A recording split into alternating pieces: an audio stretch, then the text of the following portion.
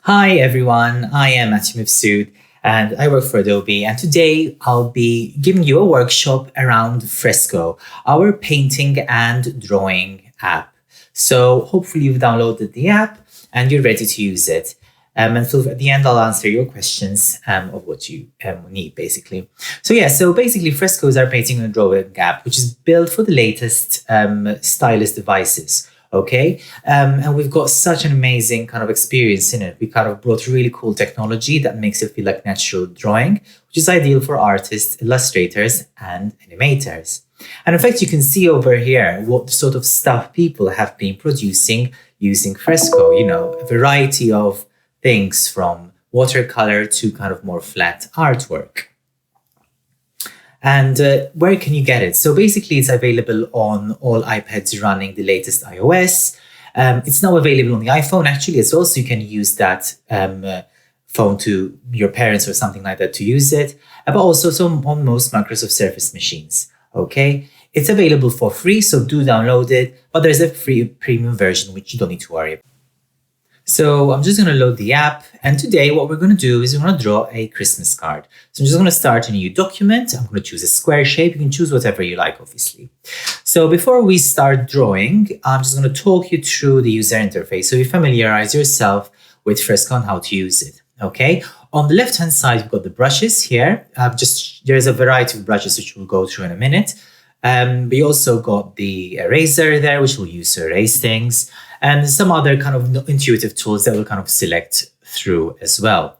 So if I start with the first type of brush, it's called a pixel brush, you get a lot of texture with these brushes. So for example, if I'm going to choose a sketching, I'm going to use a pencil. And look, if I draw with the pencil, you can see the nice texture that you'd get with a pencil. Even if I bend the pencil tool to the side to get nice shading, you get like a natural pencil.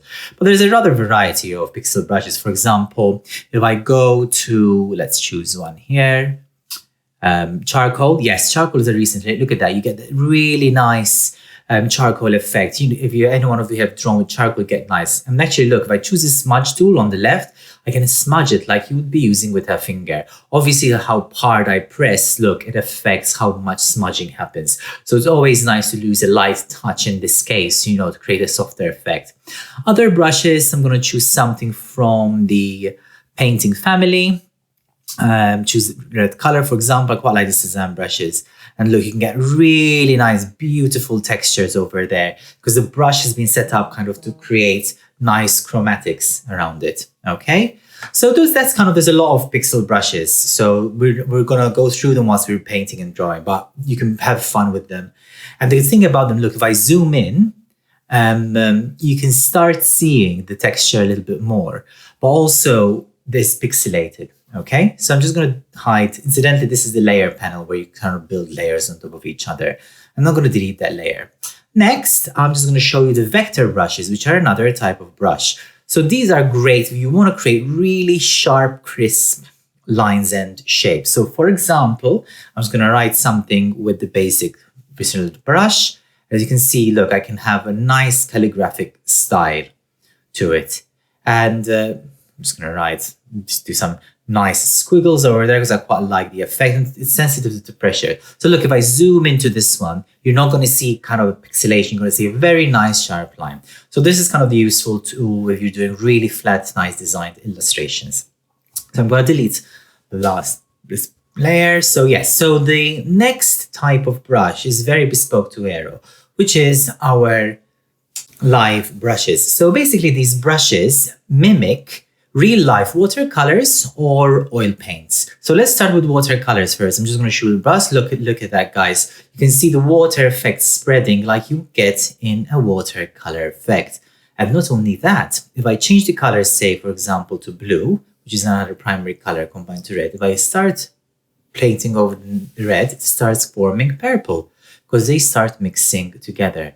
And that creates a nice, beautiful bleed effect on that. And if I press the context key, that little rounding, I can add more water to it and spread it throughout. So it can create some really amazing textures. Let's have a look at the oil brush. Very similar concept here that we've got going on. But the great thing, look, you can get some really nice brush textures. You can get the canvas texture going around. It's like literally like I'm painting with oil. And if anyone has painted with oil, you know how oil is. It mixes together, not like watercolors, but you can create some nice blending with it, as I'm doing over here. So now that I have made a mixture of colors, I just want to show you something quite nice. So the eyedropper tool lets me select the colors, but I can actually select by pressing the multi-select color tool, which is the second one on the left, a combination of colors. So if I select, put it there right in the middle where I've got a bit of purple, red, and blue. If I start painting with that look, I can painting with a mixture of those colors, which can be really cool to create some really amazing effects when I am painting / drawing. Cool. So I'm just going to delete this layer. Let's try a different brush. For example, this pixel brush, you can see a nice speckled effect being created. It's quite lovely. Right, let's move on to our actual project for today. So today we are going to design a Christmas card. So the first thing I'm going to do is I'm going to find an image online. And basically I found this holly image. Oh, actually you can take a picture of the camera so you can use the camera. But I'm just going to pull something from my photos, which is this holly I found. Very simple, very basic, nothing too complicated. But you know, it will serve me as a really good way as a template basically to start my drawing. So now I'm going to trace over one of the leaves using the selection tool. I've just created a new layer. Let's do the trace. So I'm just going to do a freehand trace. The reason why I'm going to do this is it will allow me to draw into the leaf later. Oh, let me redo it again. Just I want to get a bit more smoother lines over there. Perfect. And now I am going to create a mask. So a mask is, as you can see here from the bottom, I click mask, is this kind of red zone, which allows me then to fill in this bit. I'm going to slide the layer back to get out of it. Let's show you an example there. And now if I use the brush, I'm going to draw. Okay, you can't see me draw outside, but it will only appear if I draw inside the leaf. So that's kind of like a natural border to the leaf in question. Obviously, I'm not going to paint it in that color because that's not a nice color. But let's just go with that for now, just to showcase it.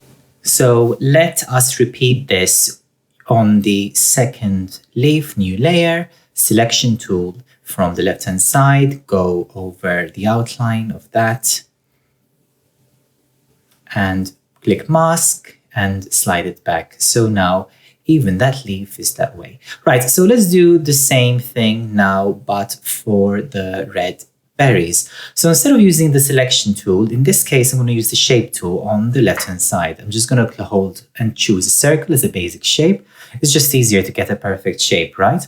So I'm just going to adjust it to be on top of my red berry. And again, from the bottom, I'm going to choose mask and slide it back. Okay, so now I can, again, fill it in just to show you how the bounding box is working. Now, obviously, rather than repeating myself, I'm just going to double up that layer and copy, my bowl. So let's do that. Let's double up the layer and move it across. There, that looks fine. And do that for the third one. Although the color obviously does not work because that's not how I imagine red berries to be. But then again, you can all be creative as much as you want and feel free to color things the way you want them to be colored.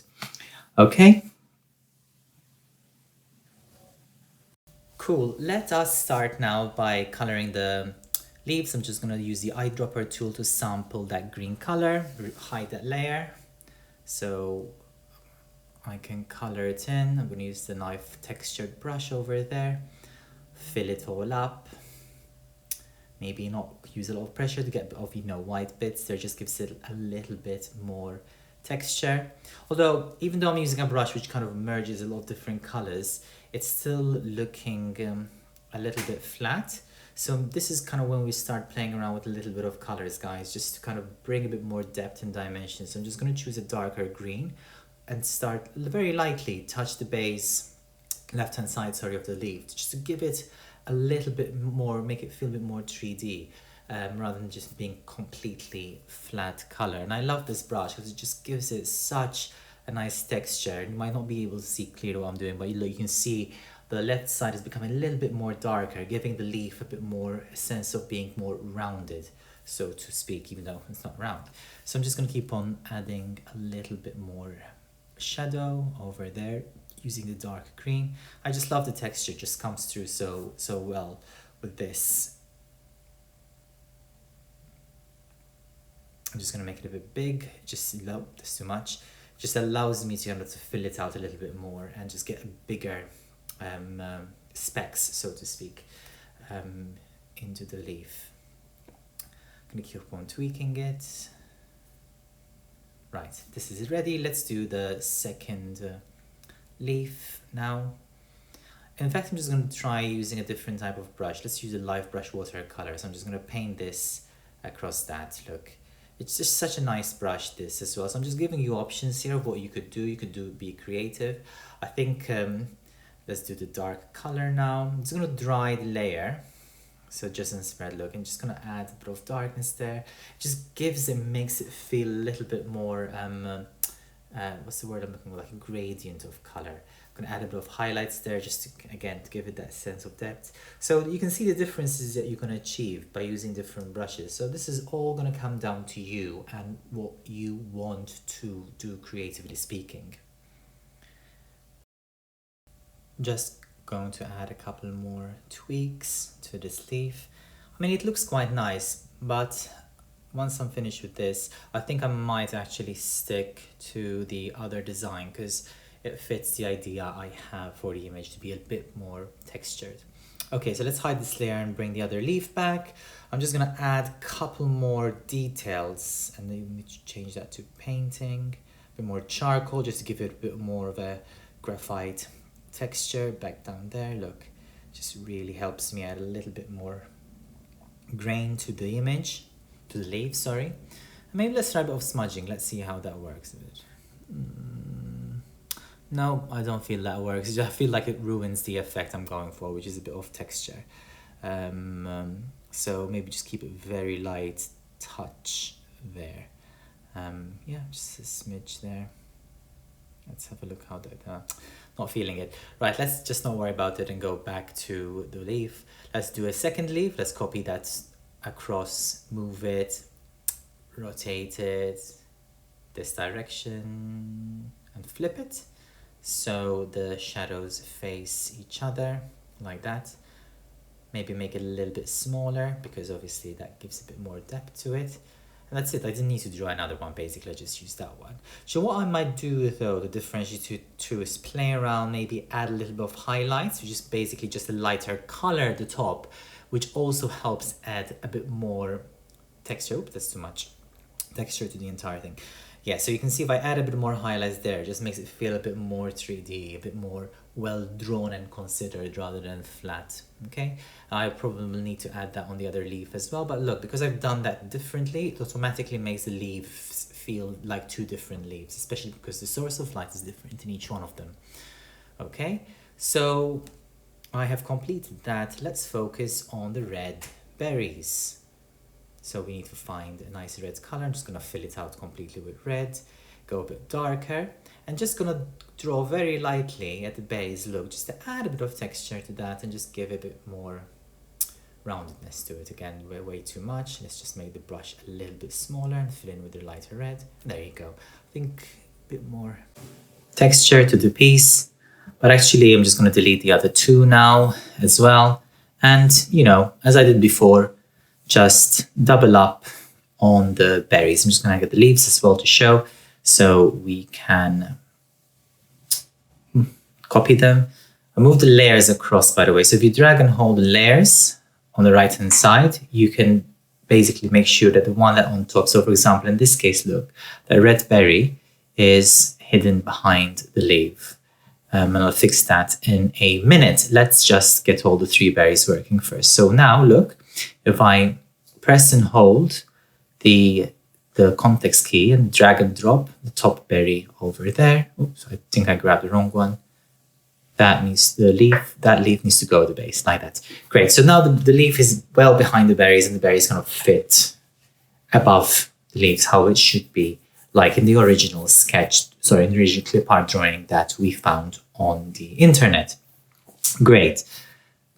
So let's have a little bit of fun. So I'm just gonna double up on the leaf, the right leaf, and we're gonna do a bit of effects on that specific leaf. So I'm just gonna change it, and there's so many effects here. You can go effects. I'm just gonna go to comic and choose like a halftone brush, which allows me to draw lovely dots on it. So this kind of gives me a little bit of a nice effect on the leaves. And I'm just going to shift it. I'm going to test it. Does it look good if it's underneath? Let's have a look. Oh, I did not erase that properly. So I'm going to have to clean that leaf a little bit more before I do that. So let's go back and make sure that when you erase the stuff, put it on the white so I can actually see what I'm erasing. Choose the eraser tool from the left-hand side, and let's erase the leaf. It's too small. Let's do that and erase the leaf completely. Great. So now I'm just going to draw that in with the halftone brush. And I'm not using a lot of pressure so I can get smaller dots, as you can see. And then I'm going to put it behind it. Does it work? Not really. How about we shift it above again, moving the layers across? Ooh, that looks really cool. Makes it feel a little bit more modern rather than just a plain leaf. Let's repeat the same process on the other leaf. Again, let's erase the filled out version completely, get the halftone brush, and gently, using pressure sensitivity, kind of draw on top of that. I'm going to kind of intensify. That looks good. Yeah, I might need to fill out the gap in the bottom. I can see it's not quite filled up. Let's just fill that in. Start from the top, tidy that up. There you go. It does take a bit of practice, guys, so don't feel disheartened if you don't get this in the right way.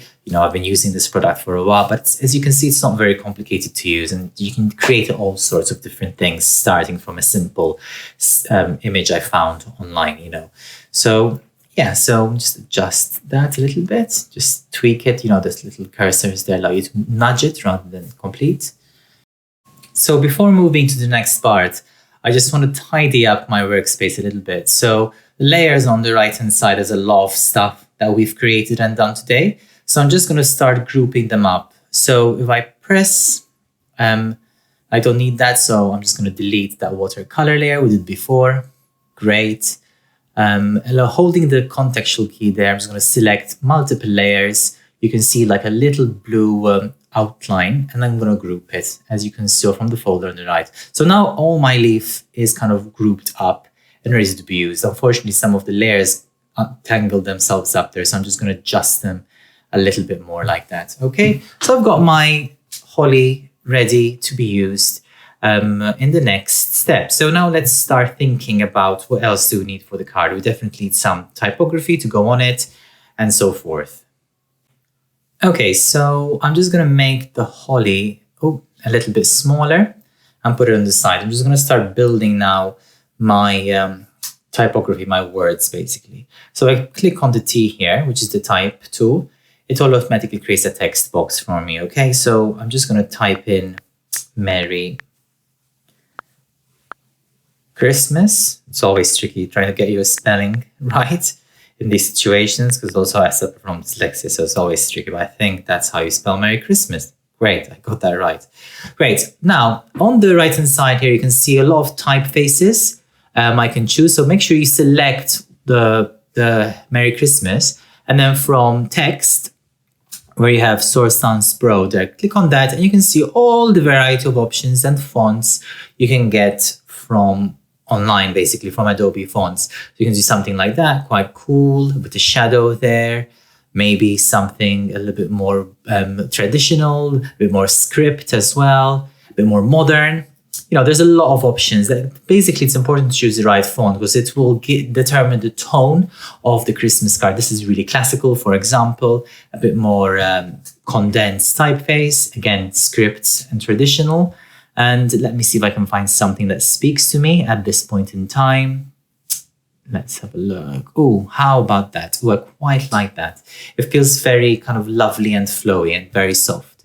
And actually, I just realized it's very small on the page. So let's make it big. I'm just going to do a little bit more adjustments of the typography. But this is a really important new feature in Fresco that allows you to play around. So I'm just going to adjust the leading, which, as you can see, it'll adjust the space between the two words. I'm just going to hit the space bar there because I just want to nudge the Christmas word a little bit to the right, like that. So then when I bring them closer to each other, they kind of fit in a little bit better.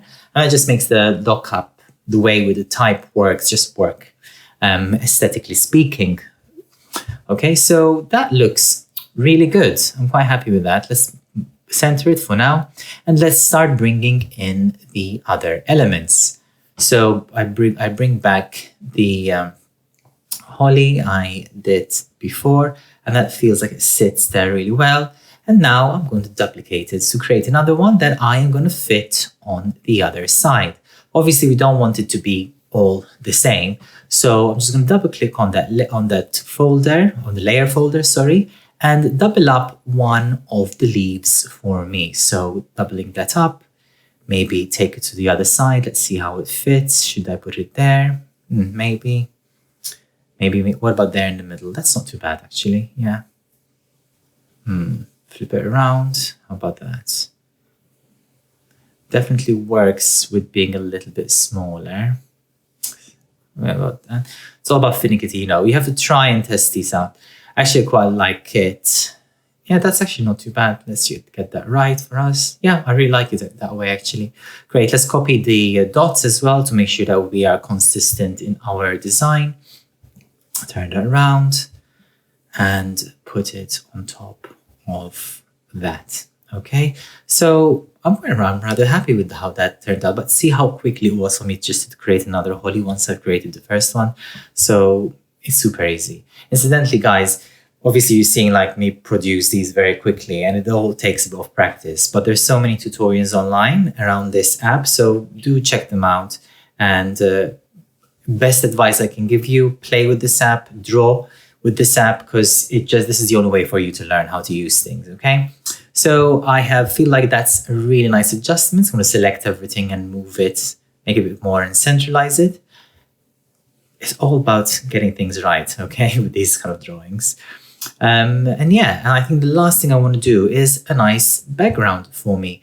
So I'll create a new layer, and I'm just going to use a nice effect. Actually, there's a really nice brush which I love, which is called, I think it's going to be under effects, called Ink Spatter.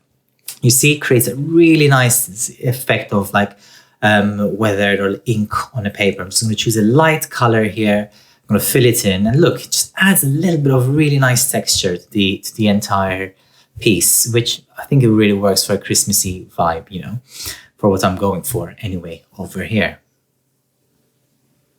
I could have actually chosen to do other things, like for example, let's choose this other brush, this leaf brush, great, which you can use to create some really nice leaves, but I just don't feel it works for what I am trying to do over here. But again, feel free to experiment, play around, and have some fun with this app. This is the point of it, okay? Just to draw to your heart's content. And the great thing, if you don't like it, you just undo it, okay?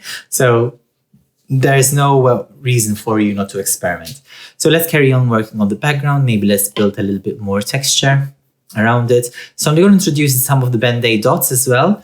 And that's what they're called, just to kind of align it with the rest of the design, okay? So very light, go a little bit, maybe, I think it's a bit too light over there. Hopefully you can see what I'm doing. So I think I'm quite happy with how this is looking and how it has turned out. So now let's share our work. So you go to the button up there, it sort of looks like an arrow. There's a couple of ways you can share your work. So you can, first of all, export that as a PNG or a JPEG, which is basically an image, even a PDF. But one of the cool features is a time-lapse export, which if I press play, it shows every single brush stroke and element I took to create this image, which I will play out at the end of our session. So I think that's all for today from my side. I hope you enjoyed your session.